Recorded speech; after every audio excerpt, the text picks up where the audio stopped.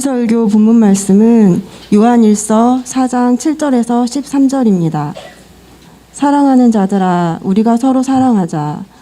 사랑은 하나님께 속한 것이니 사랑하는 자마다 하나님으로부터 나서 하나님을 알고, 사랑하지 아니하는 자는 하나님을 알지 못하나니 이는 하나님은 사랑이심이라.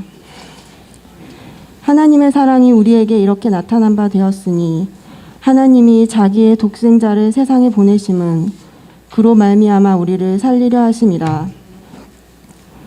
사랑은 여기 있으니 우리가 하나님을 사랑한 것이 아니요 하나님이 우리를 사랑하사 우리 죄를 속하기 위하여 화목제물로 그 아들을 보내셨음이라. 사랑하는 자들아, 하나님이 이같이 우리를 사랑하셨은즉 우리도 서로 사랑하는 것이 마땅하도다. 어느 때나 하나님을 본 사람이 없으되 만일 우리가 서로 사랑하면 하나님이 우리 안에 거하시고 그의 사랑이 우리 안에 온전히 이루어지느니라. 그의 성령을 우리에게 주심으로 우리가 그 안에 거하고 그가 우리 안에 거하시는 줄을 아느니라. 아멘. 이미 언급한 것처럼 요한일서는 사랑하는 자들아라는 표현이 6번 나옵니다. 그리고 그 표현과 함께 참으로 중요한 당부를 6번 합니다. 그런데 오늘 우리의 본문에서 사랑하는 자들아가 2번 나오고 당부 내용은 동일합니다. 6번 중에 3분의 1이 지금 오늘 본문에 해당되는 것이에요. 그의 가장 간절한 당부가 6개가 있는데 그 중에 3분의 1이 오늘 담겨 있어요. 7절을 보니 우리가 서로 사랑하자라고 당부하고 11절에서 하나님이 이같이 우리를 사랑하셨은즉 우리도 서로 사랑하는 것이 마땅하도다라고 합니다. 이는 서로 사랑하는 것이 마땅하니 우리가 서로 사랑하자는 말입니다. 그러므로 오늘 본문의 주제는 이 사도 요한이 사랑하는 자들아라고 하면서 당부한 내용은 서로 사랑하자라고 볼 수가 있습니다. 사실 오늘 이 7절에서 13절까지 짧은 본문에만 아가페라는 단어가 15번 나옵니다. 매 구절마다 2번씩 나오는 셈이죠. 사랑하는 자들아, 하나님께 속한 자들아, 하나님의 자녀들아, 아가페의 사람들아, 하나님의 사랑으로 영원한 사랑으로 사랑을 받은 자들아, 하나님의 사랑으로 사랑의 생명으로 태어난 사랑의 하나님의 자녀들아, 우리가 서로 사랑하자. 사도 요한은 7절과 8절에서 진리를 말합니다. 사랑은 하나님께 속하였다.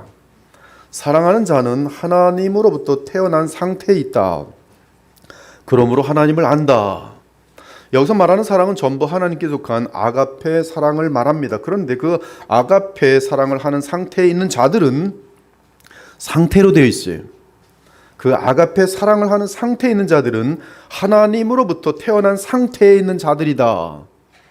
아가페 사랑을 하는 상태에 있는 자들은 하나님으로부터 태어난 상태에 있는 자들이다. 그러므로 그들은 하나님에게서 태어난 자들이기에 하나님을 안다. 반면에 사랑을 하는 상태에 있지 않는 자들은 처음부터 하나님을 알지 못한다. 이는 하나님은 사랑이시기 때문이다. 이것이 8절에서 7절과 8절을 통해서 선포되어지는 사도 요한의 진리입니다. 그러므로 하나님의 자녀는 아가페 사랑을 하는 생명이 있는 자들로서 하나님으로부터 성령으로 거듭난 자들입니다. 위로부터 태어난 자들입니다. 그들은 그들 안에 아가페 사랑이 있기 때문에 아가페 사랑을 합니다. 하지만 위로부터 태어나지 않은 자들은 하나님으로부터 생명을 받은 적이 없기 때문에 하나님을 전혀 모릅니다. 그들은 하나님의 개념은 있을지 모르겠어요. 자기네 상상을 따라 하나님이라 부르는 존재가 있을지 모르겠습니다. 그러나 보통 일반적으로 악령들과 연결된 그들의 이기적인 신사상일 뿐이 그들은 하나님을 전혀 모릅니다. 따라서 하나님께 속한 사람인지 아닌지는 헷갈리는 문제가 아닙니다. 하나님은 완벽하게 주의 자녀와 아닌 자를 구분하십니다.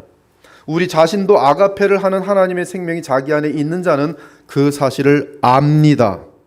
즉 옛사람에게서 나타나지 않는 하나님의 아가페 사랑이 나의 삶을 통해 나타나는 것을 보니 내 안에 하나님의 생명이 있는 것을 아는 것이, 따라서 위로부터 거듭난 사람은 체험적으로 이 사실을 압니다. 그럼에도 물론 하나님의 아가페 사랑의 길이와 높이와 넓이와 깊이의 만분지 1도 모릅니다. 하나님의 사랑은 그만큼 깊고 신비한 사랑이기 때문입니다. 사랑하는 여러분, 지금까지 누차 말씀드린 것처럼 우리가 하나님의 자녀라는 사실을 실감하는 때는 하나님의 사랑으로 하나님의 자녀 간에 서로 사랑하는 때입니다. 세상에서 하나님의 자녀로 증거되는 뚜렷한 특징이 있다면 그것은 하나님의 아가페 사랑을 우리도 나타내는 것입니다. 누가복음 6장과 마태복음 5장은 하나님의 사랑을 드러내는 주의 자녀들의 모습이 묘사되어 있어요.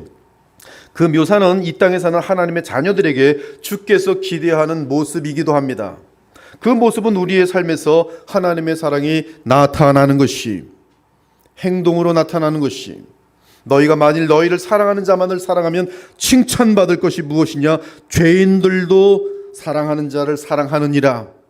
너희가 만일 선대하는 자만을 선대하면 칭찬받을 것이 무엇이냐? 죄인들도 이렇게 하느니라. 너희가 받기를 바라고 사람들에게 구워주면 칭찬받을 것이 무엇이냐? 죄인들도 그만큼 받고자 하여 죄인에게 구워주느니라. 그러나 오직 너희는, 하나님의 자녀들 너희는 원수를 사랑하고 선대하며 아무것도 바라지 말고 구워주라. 그리하면 너희 상이 클 것이요 또 지극히 높은 이의 아들이 되리니 그는 은혜를 모르는 자와 악한 자에게도 인자하시니라. 너희 아버지의 자비로우심 같이 너희도 자비로운 자가 되라. 이와 같이 하나님의 자녀인 우리가 해야 할 사랑은 자연적, 세리적, 세상적 사랑이 아니라 하나님의 사랑입니다. 한편 우리는 아가페 사랑과 이 세상의 사랑을 잠깐 비교해 볼 필요가 있어요. 아가페 사랑은 변함없는 사랑입니다.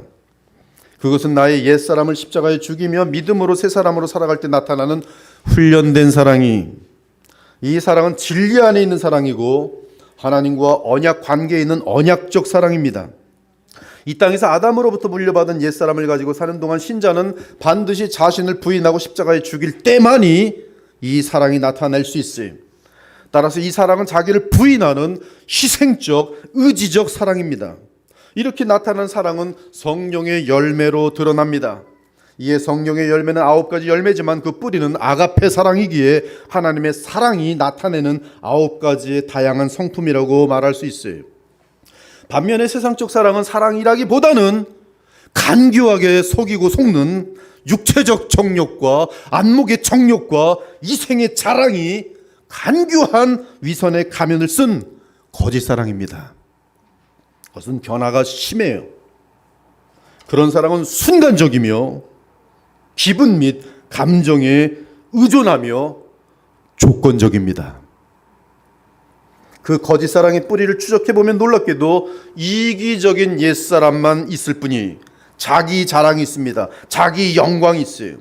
이런 이기적 세상적 사랑은 자신들의 유익과 세력을 위해 임시적으로 바벨탑 협력 사랑을 합니다. 바벨탑을 지었던 협력 사랑. 왜 협력합니까? 같이 공존하면서 자신들의 이득을 계산하기 위함이. 정치판들이 그렇죠. 사랑하는 것이 아닙니다. 같이 공존하며 얻을 것이 있기 때문에 단합되어 보이는 것이 바벨탑 사랑이, 바벨탑 거짓 사랑입니다. 육체적일 때는 정욕에 이끌리는 짐승적 거짓 사랑이요, 나아가 변태적 사랑이며 동성애 사랑이요, 변태적 사랑이, 짐승적 사랑입니다. 그러나 인간들은 그것을 아름답게 회칠한 무덤처럼 묘사하고 있어요. 간교함으로 사람을 속일 때는 사랑한다고 고백하지만 마귀적이며 남자를 사랑하는 것이 아니 그 남자가 가지고 있는 돈, 여자를 사랑하는 것이 아니 그 여자랑 같이 살면서 오는 아주 미인과 산다는 칭찬, 위선적인 사랑으로 나타나는 것이, 이런 세상적 사랑의 한 가지 특징은 언제나 하나님과 그리스도와 무관하며 하나님으로부터 멀어지게 만든다는 사실이. 혹시 이 자리에 내 안에 아가페 사랑이 있는지 없는지 확인이 안 되는 분이 있습니까? 더 늦기 전에 이기적인 삶과 마음을 회개하고 하나님의 아들 예수 그리스도를 믿고 영접하기 바랍니다.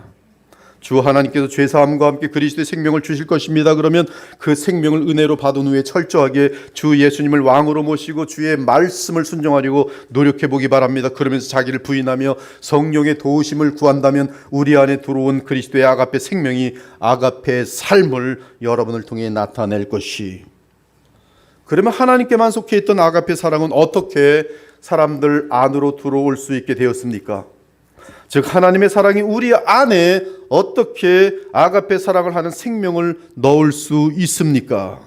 사도 요한은 이에 대해 답변합니다. 하나님의 사랑이 우리에게 나타나게 되었는데 그것은 바로 자기의 독생자를 세상에 보내신 것이, 즉 하나님의 독생자는 하나님의 무한한 사랑의 대상인데 그 독생자를 우리에게 보내심으로 하나님의 사랑이 우리에게 나타났습니다. 그리고 그 아들을 보내신 목적은 그로 말미암아 우리를 살리려 하심이라 말합니다. 쉽게 말하면 생명이 없이 죽어있는 우리에게 생명을 주시기 위해 하나님이 그분의 독생자 아들을 세상에 보내셨다는 것이, 어떤 생명입니까? 하나님처럼 아가페 사랑을 하는 생명이.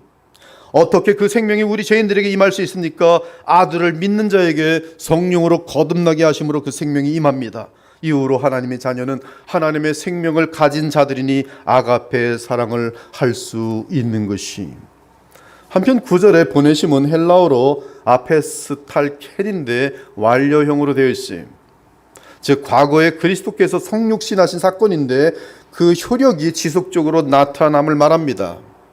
따라서 예수님이 부활 승천하신 후에 보내시는 성령도 아페스탈켄, 즉 하나님의 아들을 보내심에 그 기원이 있음을 확인할 수 있습니다. 이처럼 성육신은 주의 한량없는 사랑의 시작이고 이후로 하나님의 사랑은 그리스도를 통해 한량없이 드러나는 것이, 그러므로 성육신 이후 이 땅에 살아가신 예수님의 삶 전체가 하나님의 사랑을 나타내며 십자가의 죽으심은 하나님의 사랑의 무한한 절정이고, 또한 부활 승천하신 후에 만유의 주와 그리스도로서 성령을 보내심 역시 하나님과 그리스도의 무한한 사랑을 나타내는 것입니다.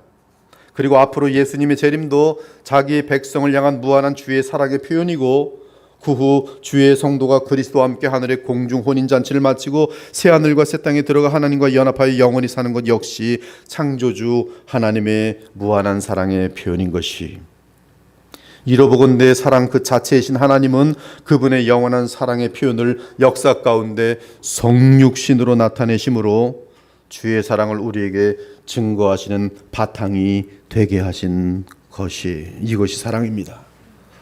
이것이 하나님의 사랑이에요. 영원으로 이어지는 하나님의 사랑이, 우리에게 사랑의 생명을 주시기 위해 독생하신 하나님, 즉 하나님의 아들을 보내주신 것이 하나님의 사랑의 나타나심입니다. 원래 사랑이십니다. 그 사랑이 피조물 가운데 맥시멈으로 나타난 증거가 바로 독생하신 하나님, 하나님의 아들이 사람이 되어 탄생하는 사건이.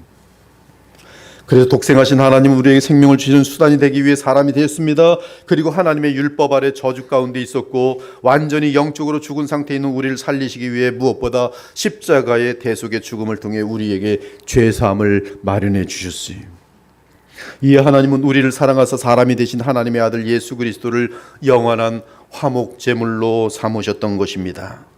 요약하면 십자가에서 우리 죄를 속하기 위한 희생 제물이 되기 위해 독생하신 하나님이 친히 이 땅에 오신 사건이 성육신으로서, 이는 하나님의 아들이 하나님의 어린 양이 되신 사건이, 이것이 하나님의 사랑이 온 우주 가운데 영원히 무한히 입증되는 순간입니다. 사랑하는 여러분, 하나님은 아가페이십니다. 우리를 향한 하나님의 아가페는 이렇게 나타났습니다. 하나님께서 그의 독생하신 아들을 세상에 보내시사 그로 말미암아 우리로 살게 하셨어요. 이는 우리로 영생을, 즉 하나님의 아가페 생명을 갖게 하신 것입니다. 그것도 우리가 죄인 되었을 때에, 연약할 때에, 원수로 행할 때에 우리를 이렇게 사랑하신 것이, 그러한 하나님의 아가페 사랑을 우리는 영원토록 다 헤아릴 수 없습니다. 저는 오늘 설교가 지금까지 한 설교보다 가장 어려운 설교 같아요. 왜냐하면 사랑을 여러분들에게 지금 묘사하는 설교이기 때문에 그렇습니다. 도대체 할 자신이 없고 억만문지 일도 표현이 안 돼서 답답할 뿐이에요. 저도 오늘 이 사랑을 말로 표현할 수 없어서 그냥 할 수 있는 것은 기도밖에 없어요. 성령이시여, 이 사랑을 우리가 너무나 악하고 너무나 마음이 굳어있고 이 사랑을 어찌 알 수 있겠습니까? 뭐 드라마 하면서 뭐 여러분을 눈물을 뽑고 뭐 예화 들면서 할 수 있습니다. 저도 전문가였어요, 과거에. 그러나 그것은 하나님의 사랑을 아는 것이 아니에요. 바울이 이 사랑을 알기 원하여 언제나 자신과 성도들 위하여 간절히 기도합니다. 이러므로 내가 하늘과 땅에 있는 각 족속에게 이름을 주신 아버지 앞에 무릎을 꿇고 비노니 그의 영광의 풍성함을 따라 그의 성령으로 말미암아 너희 속사람을 능력으로 강건하게 하시오며 믿음으로 말미암아 그리스도께서 너희 마음에 계시게 하시옵고 너희가 사랑 가운데서 뿌리가 박히고 터가 굳어져서 능히 모든 성도와 함께 지식에 넘치는 그리스도의 사랑을 알고 그 너비와 길이와 높이와 깊이가 어떠함을 깨달아 하나님의 모든 충만하신 것으로 너희에게 충만하게 하시기를 구하노라. 주의 사랑을 아는 것은 이처럼 너무나 신비하고 무한한 사랑이기에 사람의 힘으로 알 수 없습니다. 묘사할 수 없습니다. 오직 주의 영이 우리 마음에 충만하게 하실 때야 비로소 하나님의 그 사랑을 맛보며 하나님의 나라를 누리면서 그때 실제로 맛보는 하나님의 사랑을 맛보면서 한없이 끝없는 아가페 사랑이기에 신자는 무한한 평강과 만족을 누리면서 비로소 조금 하나님의 사랑을 아는 거예요. 그러니 하나님의 나라를 누리지 못하는 자들은 하나님의 사랑 농담일 뿐입니다. 갓난아기가 엄마의 완전한 신뢰 가운데 안겨서 누리는 그 평강 속에서 희미하게 느끼는 것이 어머니의 사랑인데 그거가 비교할 수 없는 하나님의 사랑, 우리에게 주신 성령으로 말미암아 하나님의 사랑이 우리 마음에 부은 바 됨이니라. 사랑하는 여러분, 아들까지 내주시는 그 무한한 아버지의 사랑과 아버지로부터 버림받기까지의 고통을 당하는 그 아들의 측량할 수 없는 사랑, 그리고 그 사랑을 한없이 무한하게 우리에게 전해주시며 우리 영혼에 임하게 하시는 성령의 사랑은 우리의 말과 생각으로는 도무지 다 헤아릴 수 없어요. 자기 아들을 아끼지 아니하시고 우리 모든 사람을 위하여 내주신 이가 어찌 그 아들과 함께 모든 선한 것을 우리에게 주시지 아니하겠느냐. 우리는 우리를 아가페 사랑으로 사랑하시는 하나님과 그리스도께 그리고 성령께 무한한 사랑의 빚을 졌습니다. 그 은혜에 보답하는 길은 우리도 그리스도의 사랑으로 성령 안에서 서로 아가페하는 것이. 그래서 본문 7절에서 사도 요한은 우리가 마땅히 아가페토이, 아가포멘, 알렐루스라고 선언합니다. 우리가 서로 사랑하자. 이처럼 하나님의 사랑을 받고 아는 자는 아가페를 할 수밖에 없어요. 왜냐하면 그는 하나님께 속하여 있기 때문입니다. 무한한 하나님의 사랑을 빚진 하나님의 자녀이기 때문이. 사랑하는 여러분, 영지주의자는 깨달음으로 구원을 얻는다고 말합니다. 하지만 그들에게는 그리스도의 생명이 없기 때문에 하나님의 사랑을 알지도 못하고 행하지도 못합니다. 지금 이 시대도 어떤 목사들을 보면 깨달음이 엄청나게 깊은 것처럼 보입니다. 그러나 사랑이 없어요. 증오와 교만과 비교의식으로만 가득 찬 영지주의자들이 참 많아요. 지금 이 시대에도 많은 지식과 깨달음이 있어 보이지만 사랑이 없는 신자들이 많이 있습니다. 같은 교회를 다니다가 네가 똑똑하냐 내가 똑똑하냐 하면서 대판 싸우더니 교회를 떠나버려요. 나는 신학서적을 10권 읽었다, 너는 몇 권 읽었느냐, 그러다가 싸우면서 교회를 안 다닙니다. 사랑이 없는 영지주의자들이, 그들이 참 신자인지는 오직 하나님이 아시지만 사랑 없는 신자는 하나님의 생명이 없는 것이기 때문에 영지주의자에 가깝습니다. 그러므로 우리는 사랑으로 이어지지 않는 지식을 영지주의 지식이라고 정의할 수 있어요. 그런 지식은 사랑의 행함이 없는 그저 교만한 신자를 만들어낼 뿐입니다. 그러므로 여러분에게 지식이 있지만 사랑의 행함이 없다면 영지주의자를 담고 있다는 사실을 주지하기 바랍니다. 영지주의는 예수 그리스도께서 가장 싫어하시는 적 그리스도의 영이라는 사실을 기억하기 바라요.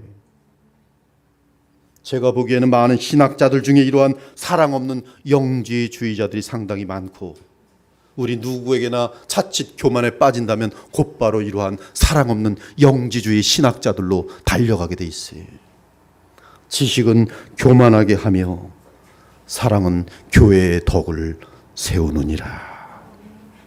아무튼 우리를 향한 하나님의 사랑의 시련은 역사 속에서 정육신부터 시작하여 온전한 순종의 삶과 십자가의 죽으심과 부활 승천하신 후에 성령을 보내심으로 우리를 살리는 것으로 나타났으니, 그러므로 지금 우리는 복음이 전파될 때 하나님의 주권적인 역사로 성령 안에서 믿음이 생기고 그 믿음으로 그리스도를 영접함으로 성령이 그 사람 안에 내주하시게 됩니다. 이것이 우리가 영생을 얻었다, 죽음에서 살아났다라는 뜻이.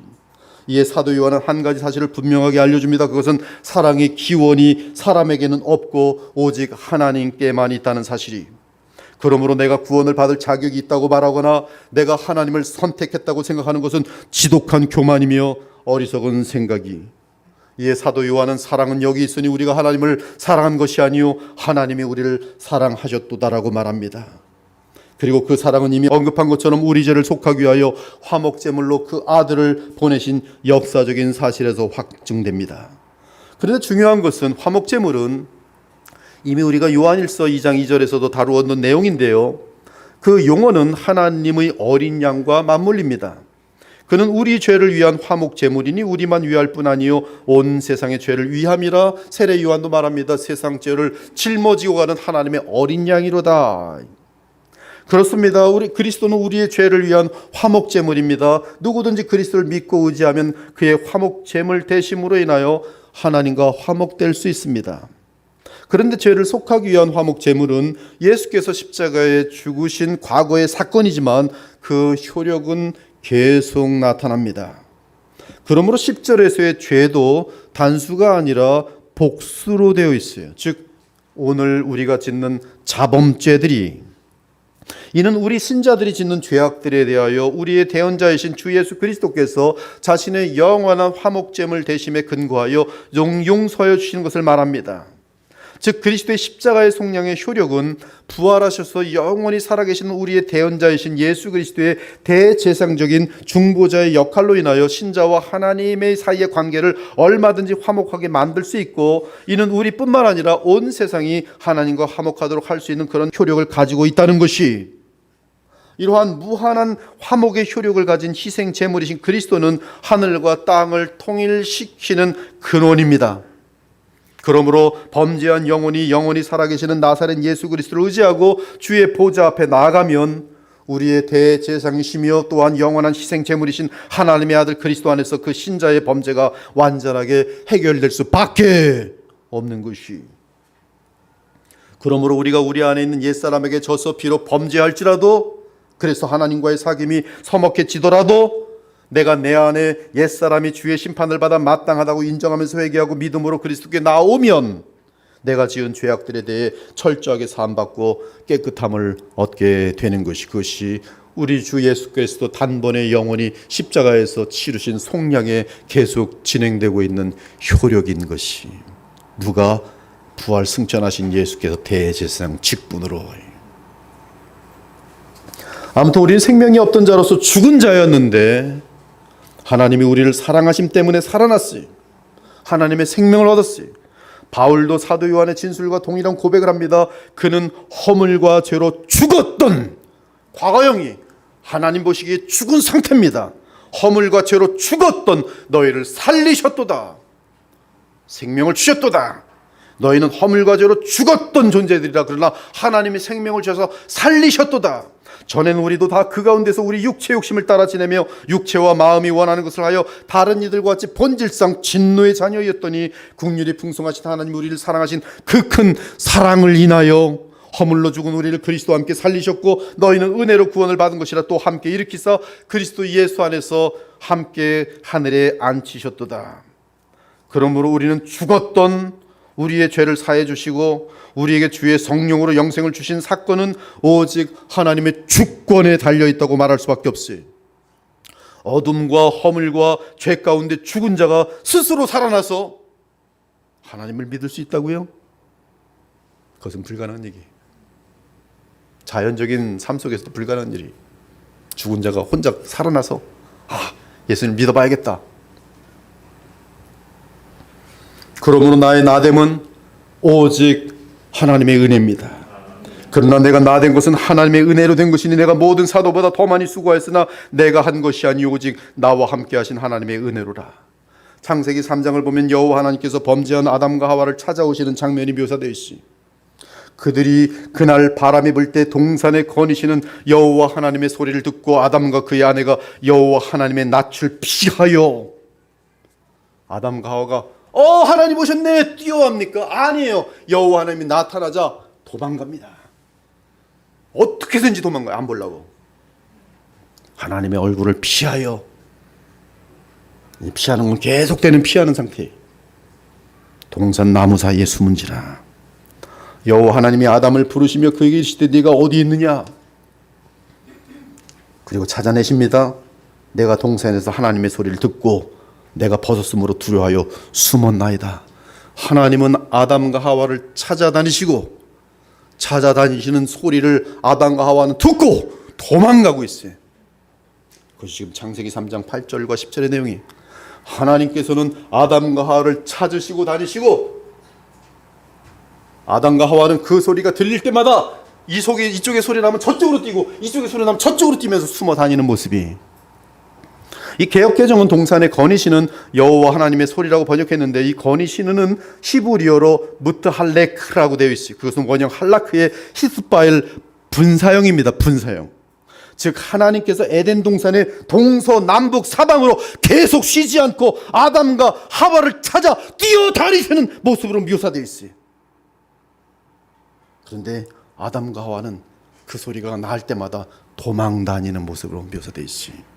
사탄과 손잡고 하나님의 얼굴에 침을 뱉으며 반란을 일으켜 타락한 아담과 하와를 주 하나님은 처음부터 사랑하셨기 때문에 포기하지 않고 찾아오십니다. 그리고 어린 양으로 죽게 될 여인의 그 씨를 믿고 의지하여 구원을 받으라는 자비의 증서를 내밀어요. 도망 다니고 결국 찾아냈어요. 딱 잡았어요. 왜 도망 다니는 거야? 때리치시면서 때릴 줄 알았더니, 지옥에 떨어뜨리실 줄 알았더니 일로 와봐 자 하면서 보여주신 것. 가죽옷을 지어 입히시고 약속을 하세요. 여인의 네 하와의 그 씨가 너를 구원할 것이다. 믿고 나와 함께 다시 나를 아버지로, 창조주로, 내 구속자로 믿고 나와 교제하자. 그리고 어린 양으로 죽게 될 여인의 그 씨를 믿고 의지하여 구원을 받으라는 자비의 증서를 내미세요. 이것이 하나님의 사랑이. 이때 범죄한 아담과 하와가 하나님께서 그들을 찾기 전에 그들 스스로 주께로 돌아갈 수 있습니까? 이미 보았어요. 절대로 돌아오지 않아요. 소리만 나면 도망치. 어둠이 빛을 싫어하는 것처럼 도망치. 그러기에 하나님이 먼저 사랑하시고 찾아오신 것이. 그런데 하나님의 사랑은 여기서 멈추는 것이 아닙니다. 하나님의 사랑은 그들을 위한 희생 제물이 되기 위해 사람이 되셔서 친히 아담과 하와의 죄값을 영원한 율법의 공의를 위해 대신 치르십니다. 그 정도가 아닙니다. 아담이 언약을 지켰더라면 얻었을 영생을 하나님께서 친히 참 사람이 되셔서 그 언약을 대신 지켜주심으로 영생을 얻으셔서 영생마저 주시는 것이. 아담과 하와 입장에서 영생을 얻은 다음에 하나님의 사랑을 생각해 봅시다. 아담과 하와는 그 어마어마한 특권을 가졌음에도 불구하고 하나님을 배항하여 반란을 일으키고 빛이 찾아오면 도망만 다니던 존재였는데, 맞아 죽어도 싸고 지옥에 떨어져도 합당한데 찾아오셔서 영생까지 주시고 하나님과 마음껏 교통하게 하시니, 이 모든 과정을 지난 아담과 하와는 하나님 볼 때 무슨 생각이 듭니까? 말로 다 표현 못할 감사밖에 없는 거예요. 그것이 하나님의 사랑이. 사도 바울 역시 마찬가지입니다. 그는 하나님의 원수로 행하던 자였으니 지독히 교만했고 지독히 주께 반항했습니다. 그는 평생 하나님의 아들 예수 그리스도의 원수로 행하였으니, 하지만 하나님은 그러한 반역자 중 반역자여 괴수 중에 괴수인 바울을 자기의 피로 용서해 주시고 도리어 그를 사도 삼으셨으니, 그러니 죄사함 받고 거듭난 사도 바울은 사도가 된 다음에 주의 사랑 앞에 어떤 마음을 갖게 되겠습니까? 그렇습니다. 아무런 말도 필요 없이 한없는 영광과 찬송을 돌리며 그저 주의 사랑에 억만분지이라도 감사하고 싶어 주의 나라를 위해 수고하면서 주의 계명을 전심으로 지키는 것이. 베드로는 어떠합니까? 베드로는 저주하며 그리스도의 이름을 부인함으로 자신의 호언 장담뿐만 아니라 주의 제자로서도 철저하게 실패했어요. 사람들에게나 다른 제자들에게나 특히 예수님 앞에 다시는 설 수 없었습니다. 그러나 부활하신 예수님은 베드로를 찾아오십니다. 그리고 용서하여 주시고 사도의 직분을 회복하여 주시고 심지어 성령으로 그의 마음 깊은 곳에 내재하여 주십니다. 그러니 베드로의 남은 삶은 어떻게 되겠습니까? 그저 무한한 하나님의 사랑에 감사하며 주께 충성하고 푼 마음으로 한량없지 않겠어요? 억지로 만드는 충성심이 아니라 감사 속에서 흘러넘치는 충성심이, 이렇게 하나님이 괴수 중에 괴수요 교만한 사람 중 가장 교만한 우리를 찾아오셔서 구원하여 주신 것인데, 만일 어떤 사람이 내가 주를 찾아갔고 내가 주를 선택하였으며 나는 다른 사람들과 달라서 뭔가 깨닫고 자발적으로 하나님을 사랑하기 시작했습니다라고 말한다면 이 얼마나 무지하고 악한 사람입니까? 또한 그런 사람의 마음에는 얼마나 깊은 교만과 간교함이 숨어 있습니까? 혹은 어떤 사람들은 하나님이 사람의 장래 가능성을 보고 그 사람 안에 선한 것이 있으니 그런 사람들만을 찾아내어 사랑하며 구원했다고 가르치는 사람들도 있어요. 그러나 그들은 아담의 죄의 결과로 태어난 가인 같은 사람이 어떤 사람인지 모르는 사람들이, 하나님의 사랑이 먼저 찾아가지 않는 사람들은 소위 유괴에 속한 자들로서 죽은 자들입니다. 어떻게 그들이 먼저 하나님을 찾을 수 있다는 것입니까? 그들은 하나님을 알 수도 없을 뿐만 아니라 노골적으로 하나님을 대항할 뿐이 그들 안에는 선한 것이 전혀 없습니다. 육신을 따른 자는 육신의 일을, 영을 따른 자는 영의 일을 생각하나니 육신의 생각은 사망이요 영의 생각은 생명과 평안이니라. 육신의 생각은 하나님과 원수가 되나니 이는 하나님의 법에 굴복하지 아니할 뿐 아니라 할 수도 없습니다. 육신에 있는 자들은 하나님을 기쁘시게 할 수 없느니라. 육에 속한 사람은 하나님의 성령의 일들을 받지 아니하나니 이는 그것들이 그에게는 어리석게 보임이요 또 그는 그것들을 알 수도 없나니 그러한 일은 영적으로 분별되기 때문이라. 또는 하나님은 모든 사람 안에 선제적 은혜를 넣어주시고 그 후 나머지는 각 개인이 알아서 복음을 받아들이든 말든 선택하도록 하셨다고 주장합니다. 그러나 이러한 주장 모두가 하나님이 십자가에서 자기 아들을 희생하시기까지 우리를 먼저 사랑하셨다는 진리에 위배되는, 인간의 뭔가의 메릿, 공로를 찾으려는 인간의 인본주의적인 교만에서 나오는 발상들이. 그러므로 사도 요한은 분명하게 말하였습니다. 사랑은 여기 있으니 우리가 하나님을 사랑한 것이 아니요 하나님이 우리를 사랑하사 그가 먼저 우리를 사랑하셨습니다.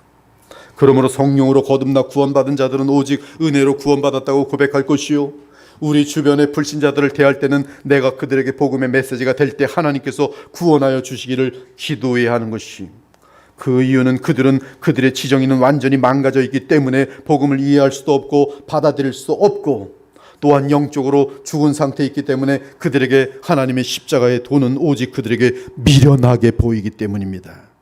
그러나 하나님이 먼저 사랑하시면 그들의 마음의 눈이 열리면서 복음을 통해 그리스도를 알아보게 될 것입니다. 그러므로 우리는 고백과 삶으로 주변의 불신자들에게 복음을 전해야 합니다. 그러면 그들을 변화시키시는 분은 오직 주 하나님이시. 십자가의 도가 멸망하는 자들에게는 미련한 것이요 구원을 받는 우리에게는 하나님의 능력이라. 기록된 바 내가 지혜 있는 자들의 지혜를 멸하고 총명한 자들의 총명을 폐하리라 하였으니 지혜 있는 자가 어디 있느냐, 선비가 어디 있느냐, 이 세대의 변론가가 어디 있느냐. 하나님께서 이 세상의 지혜를 미련하게 하신 것이 아니냐. 하나님의 지혜에 있어서는 이 세상이 자기 지혜로 하나님을 알지 못하므로 하나님께서 전도에 미련한 것으로 믿는 자들을 구원하시기를 기뻐하셨도다. 그러므로 우리는 구원의 주권이 오직 하나님께 있음을 믿고 우리 자신의 구원에 대해 한없는 감사를 드려야 하며, 또한 구원받지 못한 자들에게는 하나님의 사랑으로 그들을 대하면서 그들을 위해 기도해야 하는 것이, 그러면서 신자된 우리가 그들에게 주는 가장 큰 선물이 있다면 아가페 사랑으로 사랑하면서 복음을 전하는 것이. 사랑하는 여러분, 우리는 원수된 우리에게, 연약한 우리에게, 죄인된 우리에게 아들까지도 아끼지 않으시고 먼저 주신 하나님의 사랑으로 주의 생명과 하나님의 나라를 얻은 자들이, 우리가 아직 연약할 때 기약대로 그리스도께서 경건하지 않은 자를 위하여 죽으셨도다. 우리가 아직 죄인 되었을 때 그리스도께서 우리를 위하여 죽으심으로 하나님께서 우리에 대한 자기의 사랑을 확증하셨느니라. 곧 우리가 원수 되었을 때 그의 아들의 죽으심으로 말미암아 하나님과 화목하게 되었은즉 화목하게 된 자로서는 더욱 그의 살아나심으로 말미암아 구원을 받을 것이니라. 그러므로 사도 요한은 계속 말합니다. 사랑하는 자들아, 하나님이 이같이 우리를 사랑하셨은즉 우리도 서로 사랑하는 것이 마땅하도다. 이같이 즉 아들을 주시되 우리 죄를 위해 십자가에 죽으시라고 보내주셨고 또한 그의 순종을 통해 우리에게 하나님의 자녀된 생명과 하나님 나라를 기업으로 주셨으니 이러한 사랑을 받은 하나님의 자녀들은 서로 사랑하는 것이 마땅하다는 것이. 그러므로 우리 주 예수님도 이 땅에 계실 때 동일한 당부를 하셨습니다. 새 계명을 너희에게 주노니 서로 사랑하라. 내가 너희를 사랑한 것 같이 너희도 서로 사랑하라. 너희가 서로 사랑하면 이로써 모든 사람이 너희가 내 제자인 줄 알리라. 아가페 사랑을 할 때야 비로소 세상 사람은 너희가 하나님의 자녀인 줄 알리라. 내 계명은 곧 내가 너희를 사랑한 것 같이 너희도 서로 사랑하라 하는 이것이니라. 내가 이것을 너희에게 명함은 너희로 서로 사랑하게 하려 함이라. 그러므로 신자가 예수님의 이 세 계명을 지키는 것이 바로 보이지 아니하는 하나님 사랑의 하나님을 세상에 나타낼 뿐만 아니라 우리 자신이 친히 그 사랑을 체험하고 확신하게 되는 비결인 것이. 어느 때나 하나님을 본 사람이 없을 때 만일 우리가 서로 사랑하면 하나님이 우리 안에 거하시고 그의 사랑이 우리 안에 온전히 이루어지느니라. 사랑하는 여러분, 하나님은 창조주로서 시간과 공간을 지으신 분이기 때문에 시간과 공간에 갇힌 피조물인 우리는 하나님을 영원히 결코 알 수 없어요. 하지만 사람은 그리스도 안에서 나타난 하나님의 사랑을 근거로 하나님을 체험적으로 인격적으로 경험할 수 있습니다. 특히 우리가 서로 사랑하면, 아가페 사랑을 가진 자들이 그 아가페 사랑으로 서로 사랑하면 그것은 하나님의 생명을 나타내는 것이요 주의 계명을 지키는 것이기 때문에 하나님의 사랑과 그분의 나라의 실제를 누리게 됩니다. 이때 그러한 누림은 성령의 충만함과 맞물려요. 이와 같이 그리스도께서 나를 사랑하신 같이 우리가 서로 사랑하는 삶을 살 때 이는 그리스도 안에서 나타난 하나님의 사랑을 나타내는 것과 같으며 이로써 우리는 하나님의 사랑을 우리 안에 온전히 이루게 되는 것이. 그러므로 하나님이 우리 안에 거하시는 것은 우리를 통해 나타나는 실천적인 사랑으로 입증됩니다. 그리고 그리스도인들이 순종함으로 서로 사랑을 실천할 때 그들 안에 내주하시는 성령은 그들에게 하나님의 나라를 누리게 하시는 것이. 누구든지 그의 말씀을 지키는 자는 하나님의 사랑이 참으로 그 속에서 온전하게 되었나니 이로써 우리가 하나님 안에 있는 줄을 확인하노라. 이처럼 하나님의 사랑은 오직 그리스도인들의 상호간의 사랑을 통해 온전히 이루어지는 것이. 사랑하는 여러분, 아들 예수님을 통해 나타난 하나님의 사랑은 그리스도인들 안에 하나님께서 성령으로 내주하심으로 완성됩니다. 이후 우리는 다른 거듭난 그리스도인들과 함께 공유한 성령 안에서 서로 믿음과 사랑을 행사하며 하나님과의 지속적인 관계와 형제들 사이의 아가페 사랑을 나타낼 수 있어요. 성령을 공유한 모든 그리스도인들은 복음 안에서 하나님과 교통하며 또한 성령을 통해 다른 그리스도인들과의 하나됨을 유지할 수 있습니다. 그러므로 바울은 하나님의 사랑을 받아 성령이 그 안에 내주하시는 신자들에게 당부합니다. 모든 겸손과 온유로 하고 오래 참음으로 사랑 가운데서 서로 용납하고 평안에 매는 줄로 성령이 하나 되게 하신 것을 힘써 지키라. 몸이 하나요 성령도 한 분이시니 이와 같이 너희가 부르심의 한 소망 안에서 부르심을 받았느니라. 주도 한 분이시요 믿음도 하나요 세례도 하나요 하나님도 한 분이시니 곧 만유의 아버지시라. 만유에 계시고 만유를 통일하시고 만유 가운데 계시도다. 사도 요한도 마찬가지로 그의 사랑의 계명을 지키는 자는 주 안에 거하고 주는 그의 안에 거하시나니 우리에게 주신 성령으로 말미암아 그가 우리 안에 거하시는 줄을 우리가 아느니라라고 말하였어요.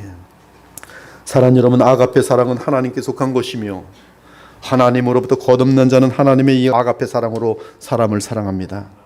그러므로 다른 사람을 아가페 사랑하는 것은 우리의 힘, 능력, 노력으로 할 수 있는 것이 아니 오직 우리 안에 사랑으로 계시고 사랑의 생명으로 계시는 성령 하나님이 우리 속에 있기에 우리는 성령을 따라 행함으로 온전한 아가페 사랑을 행할 수 있는 것이. 성령을 따라 행한다는 말, 그것은 곧 아가페 사랑으로 행하는 것이. 내가 이루니 너희는 성령을 따라 행하라. 그리하면 육체의 욕심을 이루지 아니하리라. 너희가 만일 성령의 인도하시는 바가 되면 율법 아래 있지 아니하리라. 오직 성령의 열매는, 즉 우리가 성령을 따라 행할 때 나타나는 성령의 열매는 하나님의 아가페 사랑의 9가지 열매예요. 사랑과 희락과 화평과 오래 참음과 자비와 양성과 충성과 온유와 절제니 이 같은 것을 금지할 법이 없느니라. 우리가 성령으로 살면 또한 성령으로 행할지니 너희가 짐을 서로 지라. 그리하여 그리스도의 사랑의 법을 성취하라.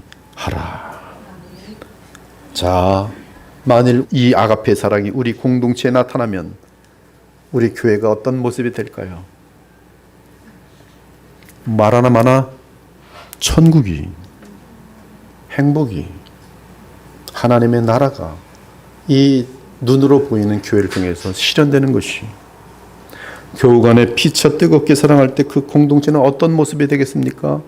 그렇습니다. 그 사랑 안에 말로 형용 못할 천국을 누리게 될 것이, 나아가 이 어두운 불신 세상을 향해서는 하나님과 화평케 하는 역할을 감당하게 될 것이, 그래서 우리의 사랑을 통하여 어둠 가운데 있는 주의 택한 백성들이 주께로 돌아오게 될 것입니다. 화평케 하는 자는 복이 있나니 저희가 하나님의 아들이라 일컬음을 받을 것임이라. 이제 오늘 설교를 하나님의 사랑을 시적으로 노래하며 마치고자 해요. 이 시적으로 노래한 것은 글쎄 한 20년 전 정도 됐을까요? 하여튼 하나님의 사랑을 십자가의 은혜 가운데에서 누리게 되면서 어떻게 표현할 방법이 없어서 막 글로 적어놨던 것이,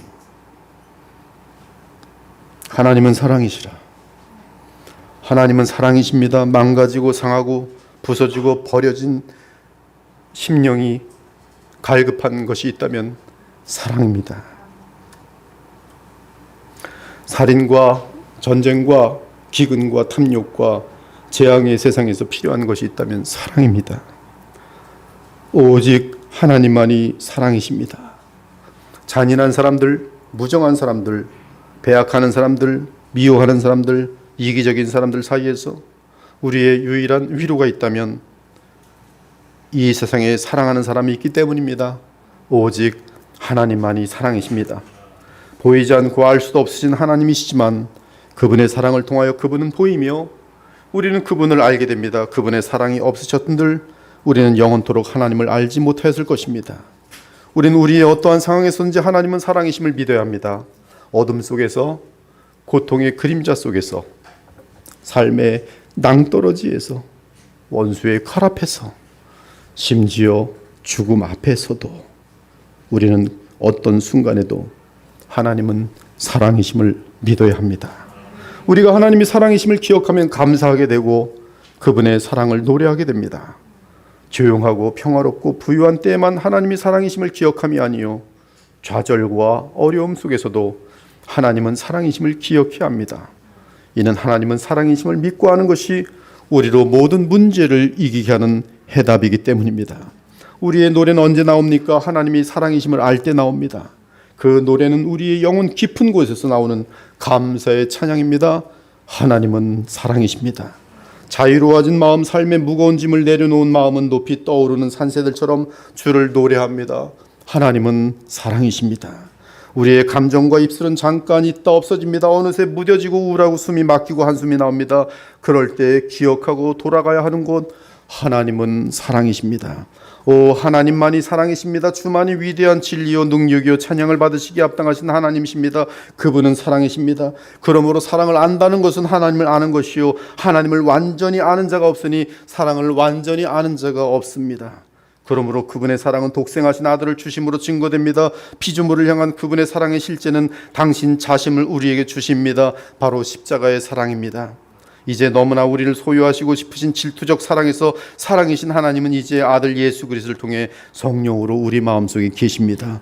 우리를 너무나 사랑하사 아예 우리 마음속에 와 계십니다. 그분은 나를 너무나 사랑하십니다. 오, 하나님은 사랑이십니다. 우리는 하나님의 사랑의 대상으로서 하나님의 눈에 넣어도 아프지 않는 사랑의 대상이요, 하나님이 당신 자신을 다 주신 사랑의 대상이요, 우리를 위하여 세상을 창조하셨고 우리를 위하여 사람이 되셨습니다. 그리고 우리를 위하여 십자가에 죽으시고 우리에게 새하늘과 새 땅을 주시기 위하여 부활하셨습니다. 지금도 우리를 홀로 두지 않고 함께하기 위하여 성령으로 우리 마음속에 와 계시며 이제 우리를 위하여 친히 다시 오시사 우리와 영원토록 함께 하실 것입니다. 왜냐하면 하나님은 사랑이시기 때문입니다. 온 세계가 다 지나가고 모든 중생들이 왔다 가고 세월은 계속 흐르더라도 영원히 변함없는 것, 하나님은 사랑이십니다. 그러나 그 사랑을 우리는 결코 헤아릴 수 없으니 오직 찬송과 영광과 존귀만을 세세토록 주께 돌릴 뿐입니다. 아멘. 그렇습니다. 마침내 하나님은 사랑의 영으로 우리 마음속에 들어오셨으니 13절 그의 성령을 우리에게 주심으로 우리가 그 안에 거하고 그가 사랑의 하나님 그분이 우리 안에 거하시는 줄을 아느니라. 이거보다 더 확실한 하나님의 사랑의 증거가 어디 있습니까? 이는 하나님 자신이 주의 사랑을 우리 마음속에 오셔서 친히 증거하시는 증거인 것이 할렐루야. 오늘 이후로 호흡 마치는 그날까지 그리스도 안에서 객관적으로 나타나고 성령으로 우리 안에 주관적으로 증거되는 하나님의 사랑을 의지하며 주께서 주신 사랑의 생명으로 성령을 따라 아가페 사랑을 행하며 살아가는 저와 여러분이 되기를 우리 주 예수 그리스도의 이름으로 축원합니다. 아멘. 함께 기도 올리겠어요. 하나님 감사합니다. 주의 사랑을 말로 다 표현할 수 없어서 다만 기도하는 가운데 부족한 사람의 한량없는 그런 한계를 가지고서 주의 사랑을 설교를 통해서 전해보았습니다. 아무것도 할 수 없는 것을 고백하옵나니 다만 주의 성령으로 우리를 긍휼히 여기시고 사랑하시사 십자가에 나타난 하나님의 그 무한한 사랑 그리고 우리에게 임하시는 성령을 통한 그리스도의 사랑과 하나님의 사랑을 알 수 있는 마음들, 지혜들을 허락하여 주옵소서. 그래서 그 사랑에 힘입어 남은 삶을 주와 동행하며 살아가는 아름답고 복된 천국의 백성들, 하나님의 자녀들이 다 되게 하여 주시옵소서. 살아계신 우리 주 예수 그리스도의 이름으로 기도 올리옵나이다. 아멘.